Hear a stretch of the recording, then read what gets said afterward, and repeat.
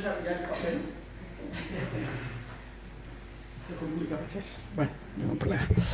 Bueno, mientras os traigo en primer lugar, bueno, primero de todo, expresar mi profunda satisfacción de poder estar con vosotros en persona, porque el año pasado fue por la pantalla y no es lo mismo, no es lo mismo reunirnos.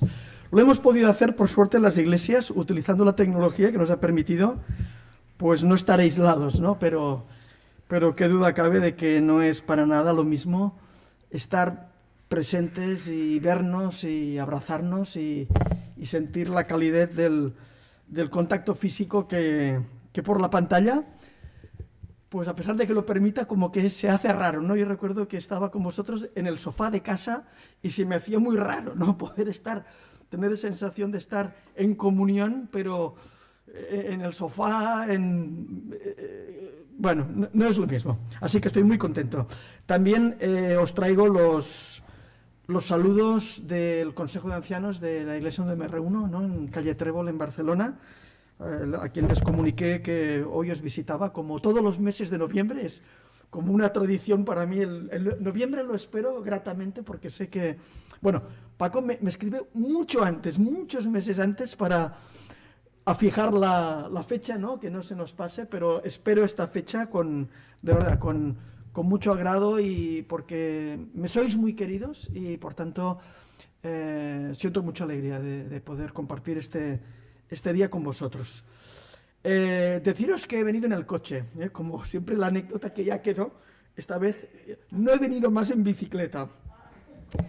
La bicicleta se oxidó, está muy oxidada, pero el que está verdaderamente oxidado soy yo, no la bicicleta. Estoy muy oxidado, ya no me veo capaz de venir en la bicicleta. Han pasado muchas cosas y ahora, cuando me habéis saludado, se me había olvidado, pero fijaros si han pasado cosas, que este año he sido abuelo. He tenido una nieta y todavía cuando pienso en la palabra abuelo, me sorprende, no me veo abuelo, ¿no? Todavía me considero un chaval y quiero hacer cosas de chaval, pero la verdad es que he sido, gracias a Dios, abuelo. Nuestro hijo mayor ha tenido una niña, Emma, así que los años corren y no corren de balde. Pero bueno, si Dios quiere, el año que viene intentaré venir en bicicleta, a ver si me siento todavía con capacidad.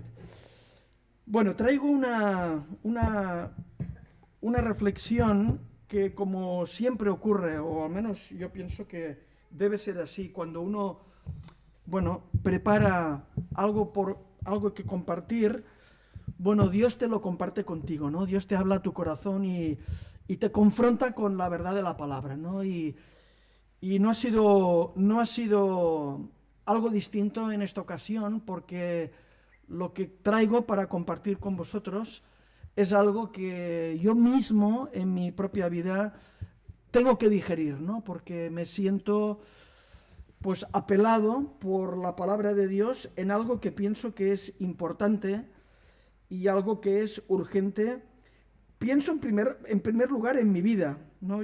Hay cosas que tengo que revisar y tengo que revisar urgentemente, pero creo que también es un llamado a la Iglesia de Dios. Y lo vamos a ver en el libro, vamos al Antiguo Testamento, en el libro de Segunda de Samuel, capítulo 9, los primeros 11 versículos. Una historia seguramente muy conocida por todos, que es la historia de Mefiboset. La historia de David y Mefiboset. Creo que el protagonista de la historia de este texto es David, no es Mefiboset, pero quiero centrarme en la persona de Mefiboset, ¿no? Porque de alguna manera en Mefiboset nos podemos ver reflejados cada uno de nosotros y la Iglesia. Y aquí vamos a ver algo, creo que fundamental, importante, algo que nos puede animar, que es la actitud o el corazón de Dios respecto a cada uno de nosotros, respecto a su Iglesia. Bueno, dice el texto en el capítulo 9 de Segunda de Samuel, capítulo 9, versículos 1 a 11, dice así: dijo David: ¿ha quedado alguno de la casa de Saúl a quien haga yo misericordia por amor de Jonatán. Y había un siervo de la casa de Saúl que se llamaba Siba, al cual llamaron para que viniese a David. Y el rey le dijo: ¿Eres tú, Siba? Y él respondió: tu siervo. Y el rey le dijo: ¿no ha quedado nadie de la casa de Saúl a quien haga yo misericordia de Dios? Y Siba respondió al rey: aún ha quedado un hijo de Jonatán, lisiado de los pies. Entonces el rey le preguntó: ¿dónde está? Y Siba respondió al rey: he aquí está en casa de Maquir, hijo de Amiel, en Lodebar. Entonces envió el rey David y le trajo de la casa de Maquir, hijo de Amiel, de Lodebar. Y vino Mefiboset, hijo de Jonatán, hijo de Saúl, a David, y se postró sobre su rostro e hizo reverencia. Y dijo David: Mefiboset. Y él respondió: he aquí tu siervo. Y le dijo David: no tengas temor, porque yo, a la verdad, haré contigo misericordia por amor de Jonatán tu padre, y te devolveré todas las tierras de Saúl tu padre, y tú comerás siempre a mi mesa. Y él, inclinándose, dijo: ¿quién es tu siervo para que mires a un perro muerto como yo? Entonces el rey llamó a Siba, siervo de Saúl, y le dijo: todo lo que fue de Saúl y de toda su casa, yo lo he dado al hijo de tu señor. Tú pues le labrarás las tierras, tú con tus hijos y tus siervos, y almacenarás los frutos para que el hijo de tu señor tenga pan para comer. Pero Mefiboset, el hijo de tu señor, comerá siempre a mi mesa. Y tenía Siba 15 hijos y 20 siervos. Y respondió Siba al rey: conforme a todo lo que ha mandado mi señor el rey a su siervo, así lo hará tu siervo. Terminamos aquí la lectura. Y simplemente el versículo 13 nos recuerda: y moraba Mefiboset en Jerusalén, porque comía siempre a la mesa del rey, y estaba lisiado de ambos pies. En primer lugar, quisiera contextualizar un poco el texto que hemos leído para poder captar y entender mejor la situación y el alcance de esta enseñanza que encontramos en este texto. Y lo que podemos ver en esta historia es una realidad, como la vida no solo de Mefiboset, como veremos ahora, sino la vida del ser humano, la vida de cada uno de nosotros, está sometida a situaciones imprevisibles, situaciones sobrevenidas, crisis, situaciones que cambian de manera dramática nuestras circunstancias, situaciones que van a suponer una importante sacudida emocional y psicológica, pero que forman parte de la vida misma. Y creo que es importante remarcar esto frente a los falsos evangelios, como el evangelio de la prosperidad, que asegura a la vida del creyente que si tú tienes una vida de fe, tienes garantizado el bienestar, la salud, la prosperidad, etc. Y estas falsas expectativas en este falso evangelio creo que provocan profundo daño en la vida del creyente, porque experimentamos una profunda frustración cuando no vemos cumplidas las expectativas que nos hemos creado basándonos en un falso evangelio, en unas promesas que el Señor no nos da. No hace falta mucho tiempo para darse cuenta en las Escrituras como grandes hombres de Dios, grandes siervos de Dios, hombres fieles, fueron sometidos o vieron su vida sometida a situaciones sobrevenidas de gran dificultad. Y a menudo, o bien, o casi podría decir, casi nunca, Dios da explicaciones de por qué permite esas circunstancias. Ahora bien, lo que sí veremos es que Dios promete algo mucho más importante que evitarte problemas y que evitarte dificultades. Algo que sí tiene un valor eterno y de lo cual hemos compartido, hemos cantado mucho en esta mañana y también lo hemos compartido al abrir la palabra. Y vamos a ver a continuación promesas firmes que nos permiten vivir con gozo y paz y con esperanza aún en medio de las tormentas. Por tanto, las sacudidas, las crisis, las situaciones inesperadas, y ahora justamente lo comentábamos, qué duda cabe que en estos últimos años estamos viviendo una situación nueva, distinta a lo que estábamos acostumbrados en estos últimos años. Podríamos decir que hemos vivido pues unos últimos 40 o 50 años de un progreso continuado que nos parecía que teníamos el control de nuestras vidas, la economía, la política, pero ha venido un virus que de repente lo ha puesto todo patas arriba. Y no solo es el tema relacionado con la salud lo que nos ha preocupado y mucho, sino que esto ha puesto de manifiesto pues las carencias y las inseguridades en todo orden de cosas, ¿no? La inseguridad en la que el ser humano vive.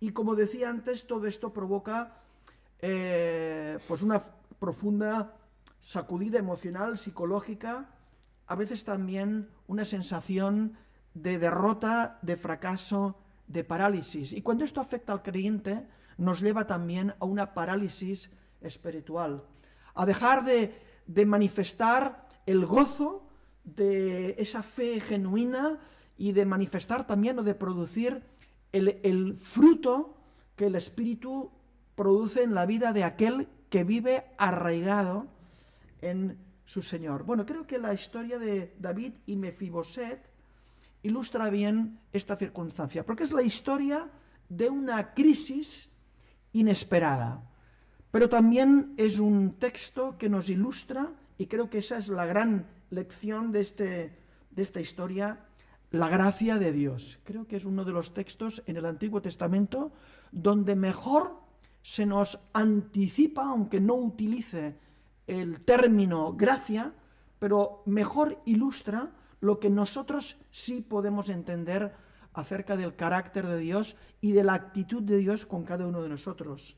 La gracia. Y cuando tenemos en perspectiva esta realidad de la gracia de Dios, nuestra perspectiva también cambia.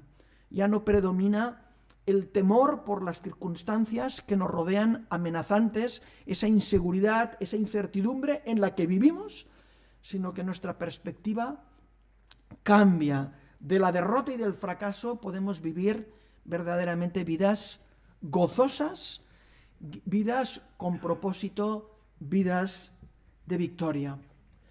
Bueno, vamos a desgranar un poquito este texto y en primer lugar quiero centrar vuestra atención en el personaje, en Mefiboset, que como decía antes no es el verdadero protagonista. Yo creo que el verdadero protagonista es David, el hombre conforme al corazón de Dios. Pero voy a empezar por Mefiboset, porque Mefiboset somos nosotros. Y la palabra nos apela directamente al corazón de cada uno de nosotros. Todos conocemos en la historia bíblica la importancia de los nombres. Por ejemplo, os comentaba que hemos tenido una nieta y su nombre es Emma. Y cuando los padres le pusieron este nombre, pues yo creo que lo hicieron como lo hemos hecho la mayoría. Yo tengo 3 hijos y los nombres que les puse a mis hijos, Xavier, Laia y Jana, los puse porque me gustaban esos nombres, por la sonoridad. Os confieso que en ningún momento pensé en el significado de esos nombres. Yo creo que esa costumbre no existe, creo yo, en nuestra cultura actual, ¿no? Nos gusta por la originalidad, porque suena bien, por quizá en alguna ocasión, a lo mejor quizá era más antes que ahora, porque Hay familias, no es el caso de la mía, de que perpetuamos el nombre del padre, ¿no? Esa costumbre de seguir poniendo el nombre del padre o de la madre no es la costumbre en mi familia, pero no suele ser, o yo creo que en nuestra cultura occidental desapareció el poner un nombre por lo que significaba el nombre. Pero en el mundo hebreo, en la cultura hebrea, no era así. Los nombres que se elegían por lo que representaba ese nombre. Y ese nombre representaba el carácter, la identidad, lo que se proyectaba sobre esa criatura, una expectativa de futuro, de bendición, lo que en el Señor se esperaba que ese niño o esa niña iba a representar. Pero resulta que Mefiboset nació con otro nombre. Ese no era su nombre inicial, sino que leemos en el texto, en el capítulo 4, que su primer nombre fue Merib Baal. Ese niño nació con otro nombre. Merib Baal, que significa héroe de Baal o el que lucha con Baal. Baal significa Señor, ¿no? Significaba Señor.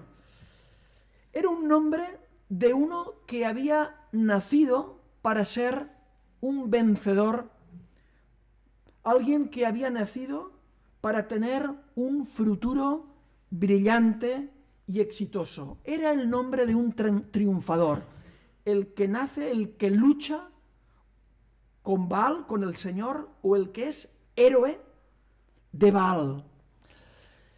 Si hubiéramos continuado con esa costumbre de poner nombres a nuestros hijos por lo que significa, ¿qué duda cabe que ese es un buen nombre, ¿no? Que nos gustaría, ¿a quién no le gustaría ser presentado como triunfador? De hecho, nuestra cultura, aunque no nos pongamos esos nombres, pero sí la cultura en la que vivimos nos coloca etiquetas. No llevamos el nombre, pero llevamos etiquetas. Inevitablemente todos llevamos una etiqueta.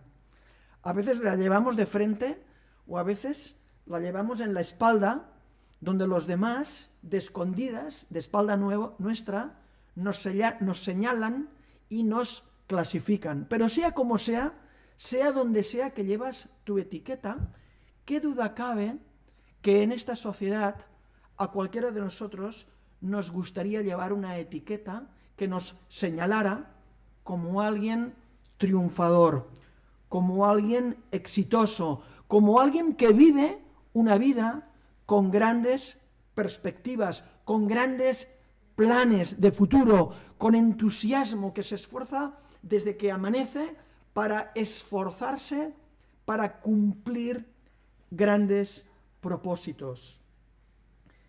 Pero resulta que ese niño, Merib Baal, ese que nació con ese nombre de triunfador, algo pasó en su vida, que su nombre fue cambiado por Mefiboset, que significa el que trae vergüenza. El que trae vergüenza. Si lo expresáramos en términos actuales y contemporáneos, diríamos que el nombre de Mefiboset es el que no tiene futuro, el que vive sin esperanza ni ninguna perspectiva para su futuro, el que vive en el fracaso. Qué nombre más triste, ¿verdad? Yo creo que nadie de nosotros nos gustaría ser etiquetados con ese nombre. Nació para tener una vida brillante, pero se encuentra en una situación donde no hay futuro. ¿Y cómo llegó Merib Baal a transformarse en Mefiboset? Bueno, tenemos que ir a otros textos que no vamos a tener ocasión de leer, pero veremos que ocurrió una situación sobrevenida, un tremendo drama familiar en la vida de Merib Baal que cambió radicalmente su circunstancia. Y esa situación fue nada más y nada menos que la muerte de su abuelo Saúl, el rey de Israel, la muerte de su padre, Jonatán, y de sus tíos, en una lucha, en una batalla desafortunada, trágica, frente a los filisteos.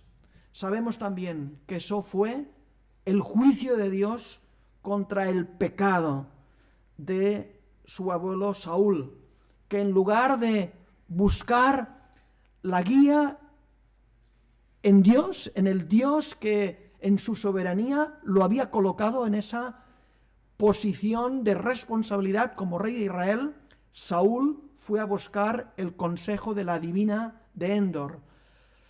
Saúl desafió a Dios, desafió gravemente a Dios buscando el consejo donde no debería haberlo buscado. Y Dios emite juicio provocando esa guerra y permitiendo esa tragedia, como fue la muerte de Saúl y de sus hijos.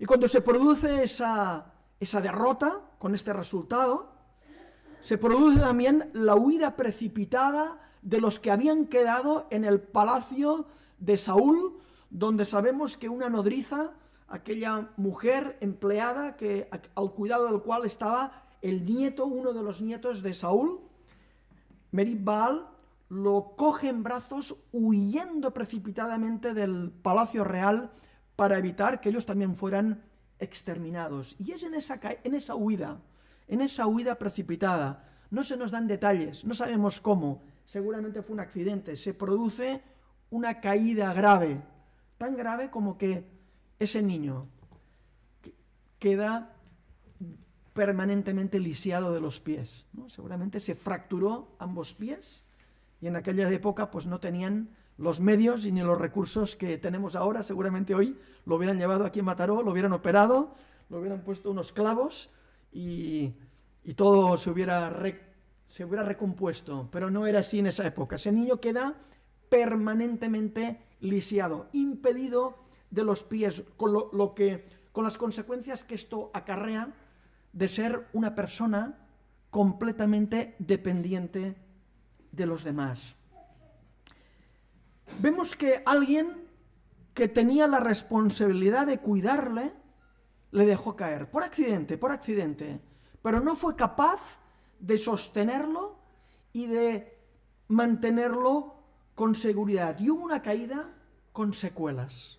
A veces nosotros también, como creyentes, vivimos situaciones sobrevenidas, crisis, quizá es lo que estamos experimentando en este momento, donde nuestra situación de confort, de seguridad, se ve alterada repentinamente y provoca en nosotros desconcierto y provoca en nosotros, pues de alguna manera, una huida para salir de esas situaciones que nos amenazan. Y en esa salida precipitada, a menudo sufrimos también caídas que traen consecuencias y secuelas para nuestra vida.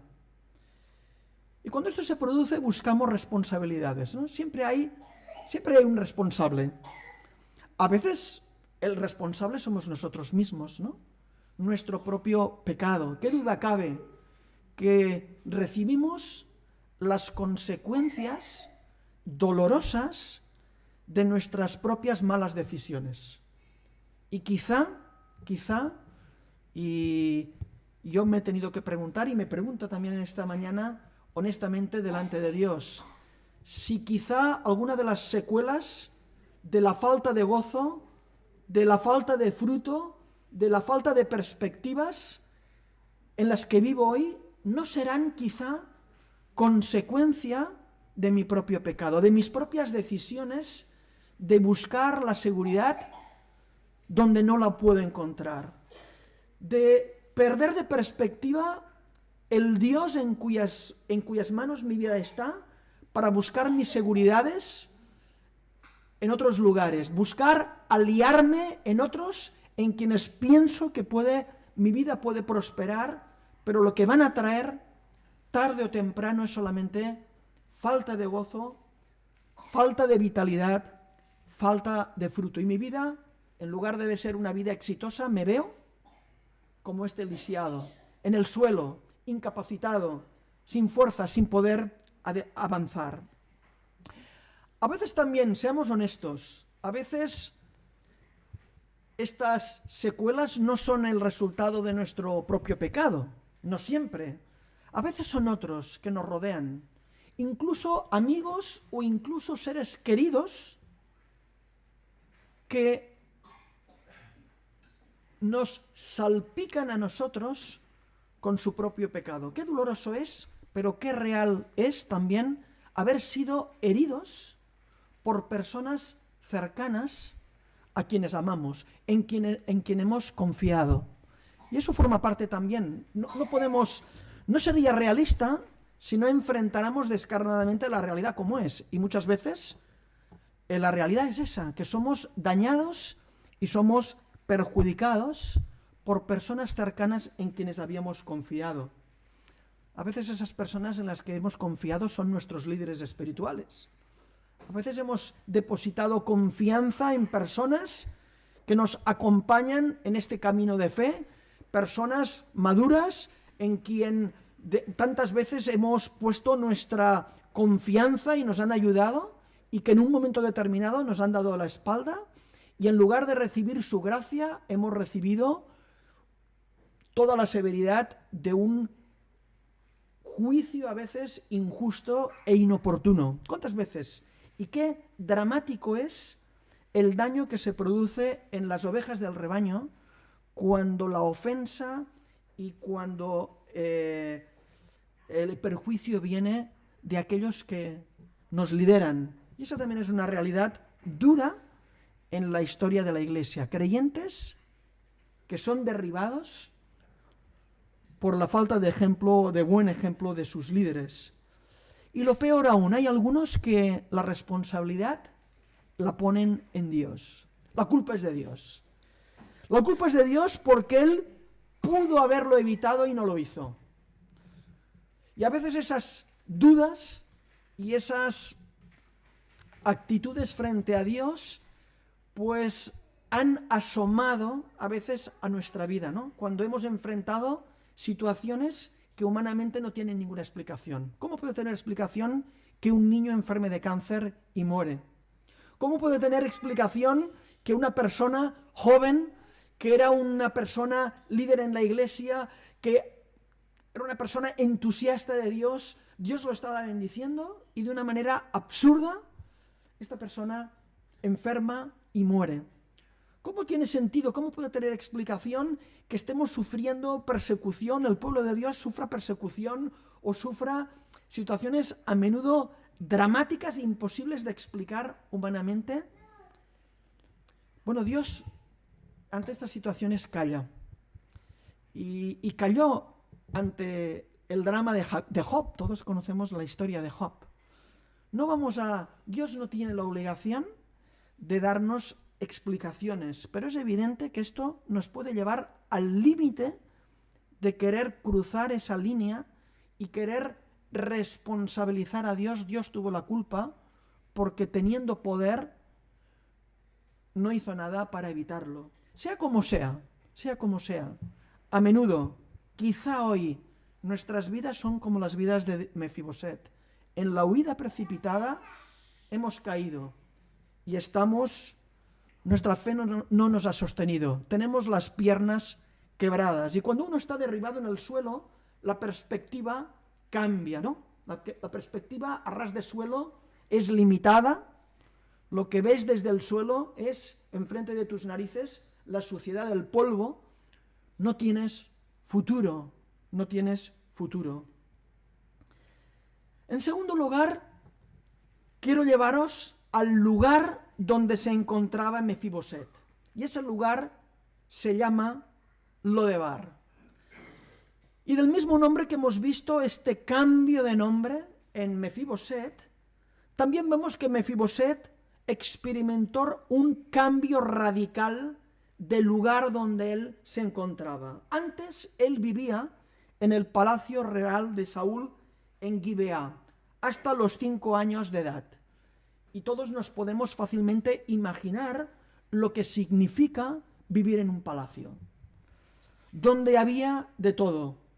donde había abundancia, donde había comodidades, donde todo estaba diseñado para que el futuro de este niño fuera un futuro brillante, donde no faltara nada, donde habían grandes perspectivas de una vida plena, una vida próspera. Pero ahora en esa huida, Mefiboset se encontraba en Lodebar. Lodebar significa tierra árida, hostil y seca, una tierra donde nada fructifica. Podríamos decir que Lodebar es nada. De estar en el palacio brillante de abundancia, ese niño ahora se encuentra en un lugar de desolación, donde no hay nada, un lugar inhóspito, un lugar donde no hay manera de cultivar nada porque nada florece allí, donde hay sequedad, donde no se puede producir nada. También significa un lugar sin palabras, el silencio, el lugar donde uno se encuentra aislado de todos y de todo. Y con estas dos definiciones de Mefiboset y de Lodebar, os podéis imaginar perfectamente cuál es la situación que describe la vida de Mefiboset. Y vuelvo a nosotros por un momento. No sé, ahora cuesta, los domingos en la mañana es difícil, pues a veces adivinar la realidad de nuestros corazones. Yo os confieso que tengo una tremenda habilidad los domingos para aparentar lo que en realidad no soy, o para ocultar mi corazón en medio de la alegría de los cánticos. Pero si alguien viera el interior de mi corazón muchas veces, se daría cuenta que mi corazón no es el del Palacio Real, sino que está mucho más cercano de Lodebar. Pero lo que agradezco también a Dios siempre es que a pesar de haber venido a veces ocultando mi verdadera situación, la situación de mi corazón, a mis hermanos, y cuando me preguntan al final del culto, ¿no? ¿Qué? ¿Cómo te va? Bien, bien, bien, bien, hermano, bien, ¿no? Siempre nos cuesta, no es tan fácil abrirnos con sinceridad, pero doy gracias a Dios porque siempre, y especialmente no solamente, pero especialmente en el culto, cuando la palabra de Dios es expuesta, de una o de otra manera, por medio del hermano que predica, por medio de conversaciones donde Dios usa a hermanos y hermanas para hacerme llegar su gracia a mi corazón. Y recordarme lo que quiero recordar en esta mañana y donde quiero poner el énfasis. No en el problema de Mefiboset, que es nuestro problema, sino en la gracia de Dios que una y otra vez se acerca a nosotros para darnos una nueva oportunidad, para restaurar nuestra vida y volvernos a traer a aquel lugar donde no deberíamos habernos salido, que es a la mesa del rey.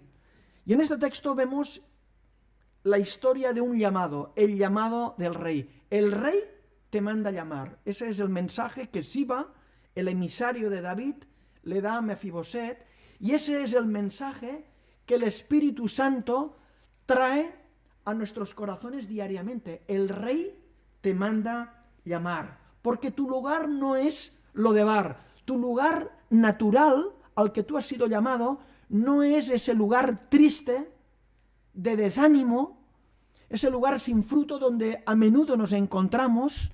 Tu lugar, al lugar donde tú eres reclamado, es asentarte a la mesa del rey donde hay abundancia. Por tanto, vemos en este texto que hay un llamado, ¿no? Siba es enviado por David para ir al lugar donde se encuentra Mefiboset. Hay un llamado a salir de Lodebar.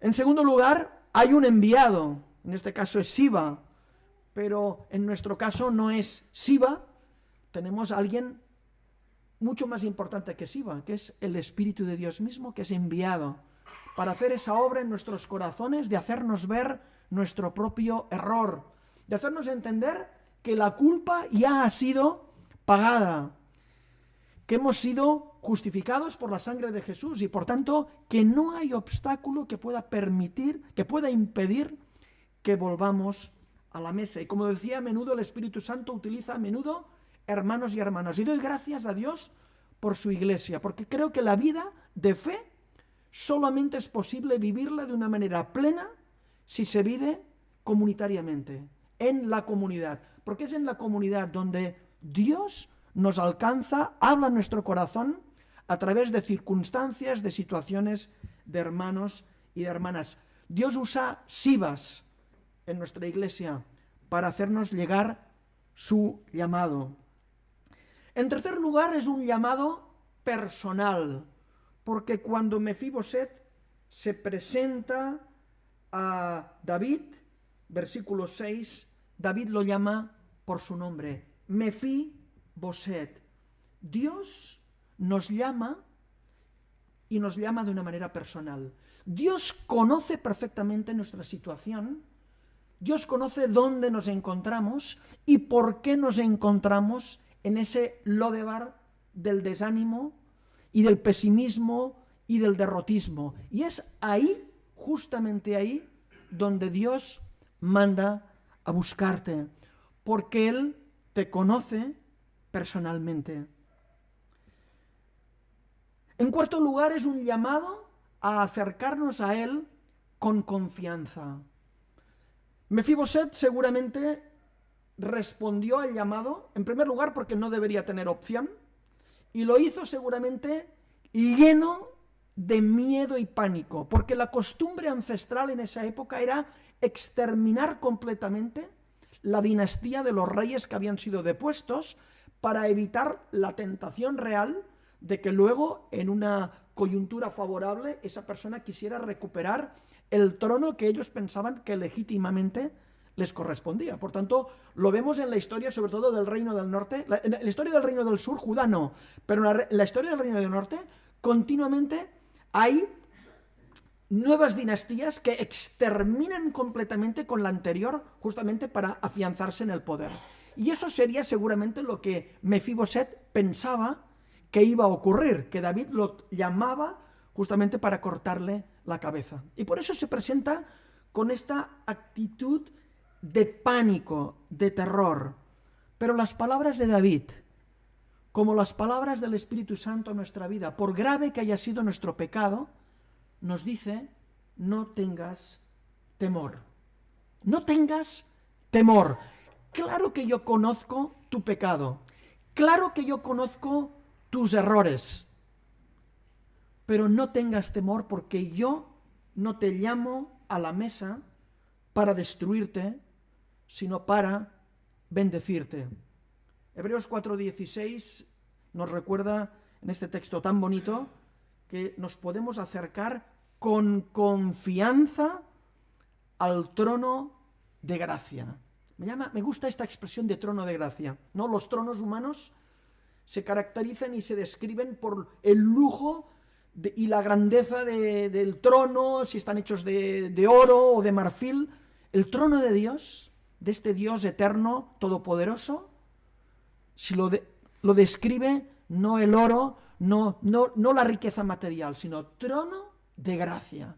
Qué palabra más bonita y qué concepto más bonito, que el trono de Dios, donde está su lugar, es un trono de gracia que nos permite o nos otorga el derecho y el privilegio de podernos acercar con confianza. Y esas son las palabras del llamado de David a Mefiboset. Lógicamente, la gracia no es incompatible con la verdad, ni mucho menos. Dios es amor, pero Dios es justicia. Si no fuera ambas cosas al mismo tiempo, sería un Dios incompleto e imperfecto. Por eso es verdad y es llamativo que el texto termina en el versículo 13. El versículo 13, cuando termina la historia y nos dice que Mefiboset comía siempre a la mesa del rey, termina recordando algo que uno no dice, ¿y por qué lo recuerda? Termina el texto y dice, y estaba lisiado de ambos pies.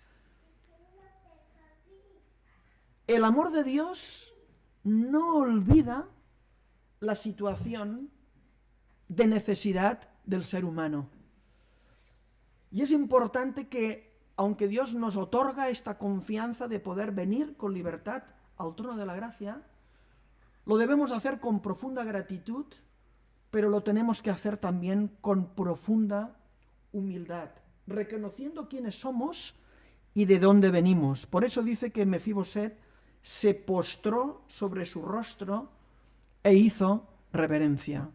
No con miedo, pero sí con gratitud y con humildad, sabiendo que este derecho, este privilegio de poder participar de esta mesa es un regalo que se nos otorga, que jamás hubiéramos podido pagar por él.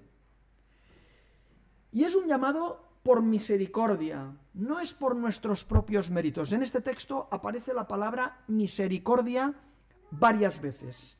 Y la misericordia es la clemencia, la compasión, la ternura, la bondad, la benevolencia, la buena voluntad que David expresa hacia Mefiboset. En una de las ocasiones dice, cuando él pregunta, él quiere hacer bien a Mefiboset, quiere mostrar misericordia de Dios, dice, misericordia de Dios.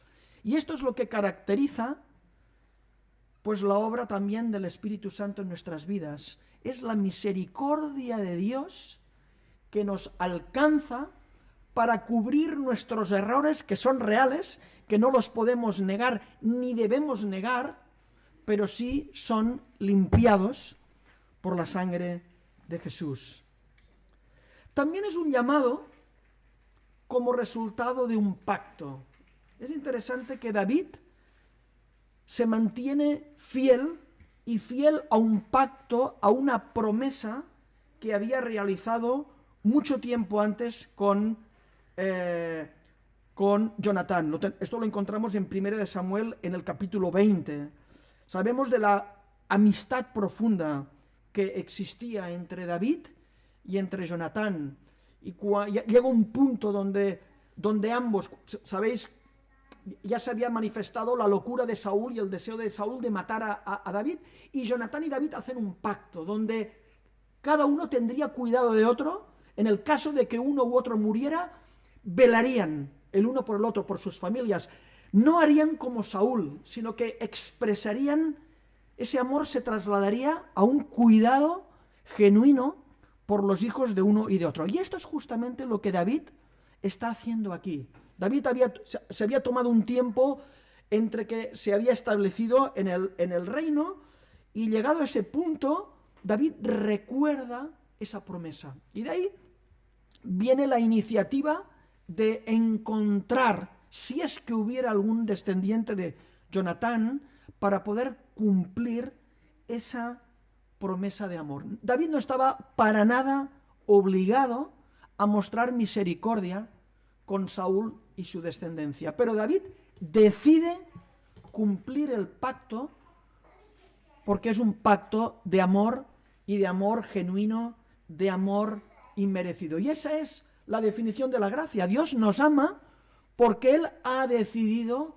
amarnos sin nosotros tener ningún derecho, sin haber hecho ningún mérito para ser amados de Él. Y fruto de este pacto es que se produce el llamado.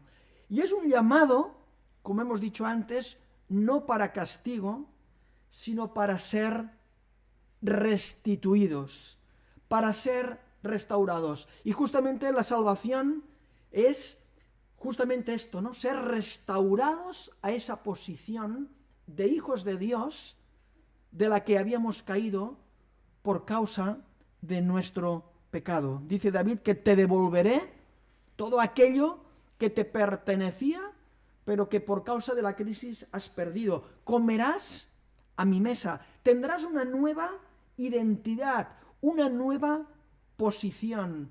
Y esto nos recuerda también las palabras de 2 de Corintios, cuando nos dice que si alguno está en Cristo, nueva criatura es, las cosas viejas pasaron, he aquí todas son hechas nuevas.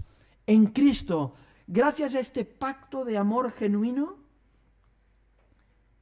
esta decisión soberana de amarnos, de ser alcanzados por su misericordia, es que somos restituidos a la mesa del Rey. Por tanto, quiero acabar solamente con dos apelaciones. En primer lugar,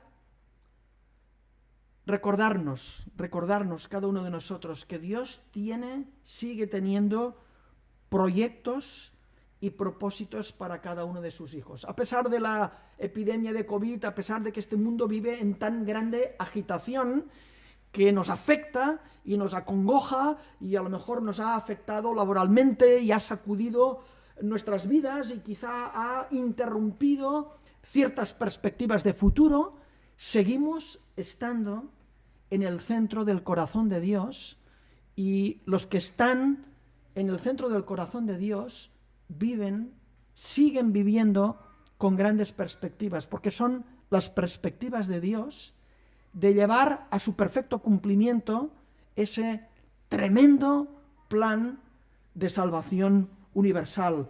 Así que nos debiera animar y debiera ayudarnos a cambiar nuestra perspectiva de derrota, si es que la tenemos, de desánimo, pensar que en Dios tenemos perspectivas. Y no nos fijemos en lo que nos rodea, en lo que tenemos o lo que dejamos de tener, porque lo que nos da esa esperanza viene directamente de Dios. Busquémoslo ahí. Será sentados en la mesa donde descubriremos la abundancia de los recursos que Dios pone a nuestra disposición, no para ser ricos, sino para vivir con gozo abundante, para vivir con una paz sobrenatural que el mundo y las circunstancias no nos puede dar. Así que Dios nos llama a salir de Lodebar. Dios envía el Espíritu Santo, pero lo que Dios no hace es arrastrarnos contra nuestro deseo. Dios nos da la opción, Dios nos invita, ¿no?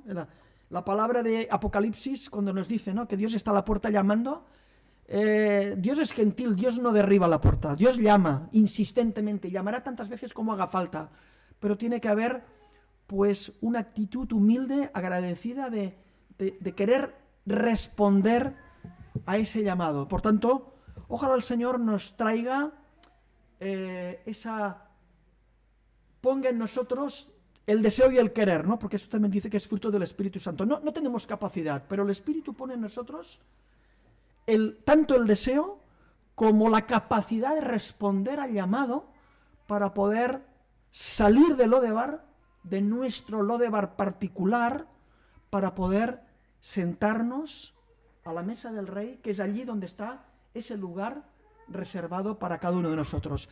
Y que al ser esta la respuesta que demos a la palabra de Dios, esto no solamente traiga gozo renovado a nuestras vidas, sino también infunda un ánimo renovado a la Iglesia de Dios, que sigue siendo el proyecto de Dios vigente para bendecir a nuestro país, a nuestros pueblos, a nuestras ciudades, a nuestros vecinos, que tan necesitados están de conocer el mensaje de salvación de Dios, y que lo van a conocer probablemente solamente en la medida de que se produzca el llamado de Dios a sus vidas a través de cada uno de nosotros, a través del testimonio, palabras y vida, como se nos ha recordado, de la Iglesia de Dios.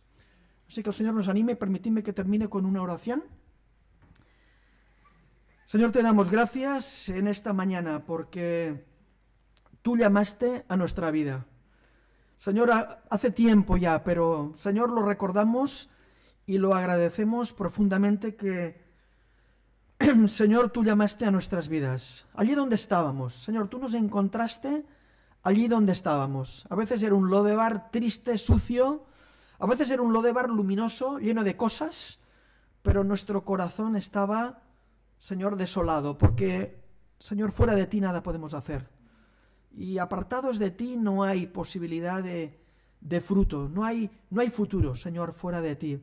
pero es allí donde tú nos viniste a buscar y, Señor, sentimos tu llamado y, Señor, gracias porque tú pusiste en nosotros el deseo y Señor, también las fuerzas suficientes para responder a tu llamado y acudir delante de tu presencia. Señor, y te damos gracias porque tú no nos pagaste conforme a nuestro pecado, sino que tú nos has, Señor, bendecido con bendiciones, Señor, incontables, innumerables, que se renuevan cada día además. Señor, y tú traes a nosotros, Señor, la posibilidad cada día de vivir unas vidas diferentes, unas vidas con propósito, unas vidas gozosas, Señor. Tengamos mucho o tengamos poco, pero en ti, Señor, hay posibilidad de vivir vidas llenas, vidas gozosas y en paz.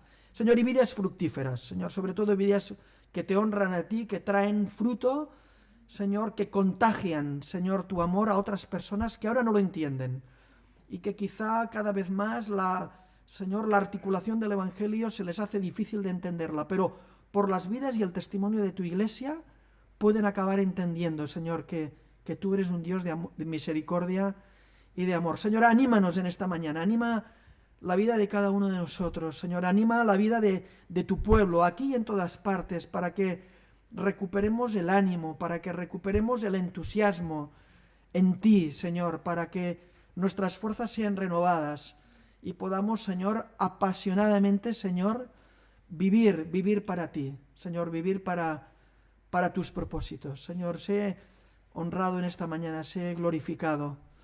Y, Señor, acompáñanos también en esta semana para que tu palabra, Señor, more en abundancia en nosotros. Ayúdanos a meditar en todas estas cosas que tú nos enseñas y que son verdaderamente, son para vida, son para nuestro bien.